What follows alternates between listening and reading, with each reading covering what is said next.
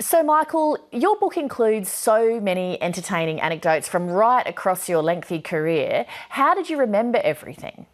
Well, I sort of have a computer-like mind. I remember loads of stuff, but then I can't remember where I put my glasses. You know, I can remember something 50 years ago, and then I can't find my glasses. It's one of those memories. You were raised in poverty. What effect has that had on your attitude to your career success, and in particular your attitude to money? My attitude to money is that starting in poverty, of course, I had an impoverished family, is I shared it, you know.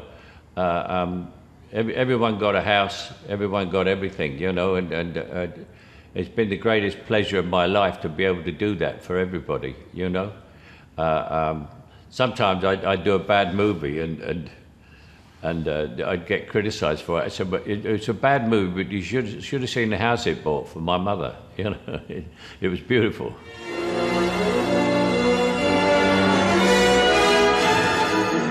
There she is. That's her right there. Is that what I think it is?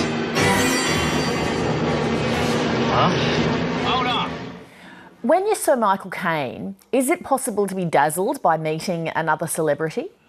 Oh, yeah. I mean, the first movie star I became friends with was John Wayne, who I met in the lobby of a hotel in Hollywood, at the Beverly Hills Hotel, when Shirley MacLaine brought me to Hollywood to do Gambit, which was my first American movie. She got delayed on her movie, and I was left on my own for a couple of weeks in the Beverly Hills Hotel. I mean, I was living in luxury, and I wasn't paying any money, but no one talked to me or anything. And then one day, a helicopter landed, and in walked John Wayne in the full cowboy outfit. I used to sit in the lobby hoping to see film stars, you know, that was part of my day. And he saw me, and he said to me, "What's your name, kid?" I said, "Michael Caine." He said, "Are you in that movie, Alfie?" I said, yeah, I am. So he said, "I've seen that movie, kid, you're going to be a star. Take my word for it." I said, "Oh, thank you, sir, thank you very much." He said, "But let me give you some advice." I said, "Oh, what do you want to tell me?" He said, "Talk low, talk slow, and don't say too much. And never wear suede shoes." And I had on suede shoes. And I said, "Why must I wear suede shoes?" He said, "Because I just told you, you're going to become a big movie star," he said, "and you're going to be in the gents taking a pee. And the guy next to you is going to turn and recognize you. He's going to say, 'Michael Caine,' and pee all over your shoes." He said, "So never wear suede shoes, kid." Hello? They never make these cars big enough, do they? Well, you all settled in? Right, we can begin. My name is... Alfie? Alfie. I suppose you think you're going to see the bleeding titles now? Well, you're not, so you can all relax. How did you come to play Alfred, the butler, in Christopher Nolan's Batman series? I was wandering around my house, close to the front door of my house, on a Sunday morning, and it's a glass door, and there was a man standing outside with a script in his hand, a young man. And I answered the door, and he told me his name, and the minute he told me his name, I knew who he was, because he'd already made 3 wonderful, very small films, and he was very well known for these films. His name was Christopher Nolan. And he had a script, and I thought, I'm going to get one of these wonderful films. It will be a great role for me, and I'll be in this artistic movie, you know, and I might get an Academy Award and all this.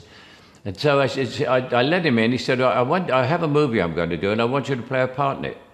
I said, well, what is it? He said, it's Batman Begins. It's about Batman. So I thought to myself, well, I'm a bit old to play Batman. Am I the butler? So I said, "You want me to play the butler, do you?" So he said, "Yes, I do." I said, "Well, what sort of part is it?" I said, "Well, I mean, you know, what do I say? Dinner is served. Would you like another glass of red wine? What's my dialogue like?" He said, "Michael, the butler was Batman's foster father. His father died. Read the script." I read the script, and of course I said yes. I'm so sorry. I failed you. You trusted me. And I failed you. Funnily enough, we had the actor Rob Brydon on the show earlier this week. That jammy bastard's made some good mileage out of his impersonations of you, hasn't he? Oh, yeah. Oh, he and his mate, the other one too, they do sketches on me and everything. Rob Brydon said people come up to him all the time now and do their Michael Caine impersonations for him, including Mick Jagger. Did Mick try to do me? He did, and it was really bad, apparently. Oh, he wouldn't be able to do it. His lips are too thick. You write in your book that your wife has always accompanied you to every film that you've ever done. Does she still do that? Oh, yeah, I never go anywhere without my wife. I mean, she's not down here. She's upstairs at the minute, but I don't go anywhere without her.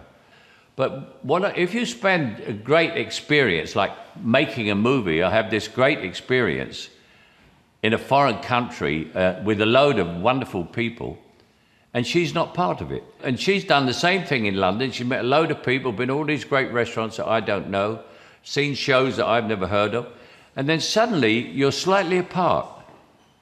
And then that can only get wider. Well, it's been a real delight talking to you, Sir Michael. Thank you very much for making time. Well, thank you so much for talking to me. You've been very kind and very nice. Thank you.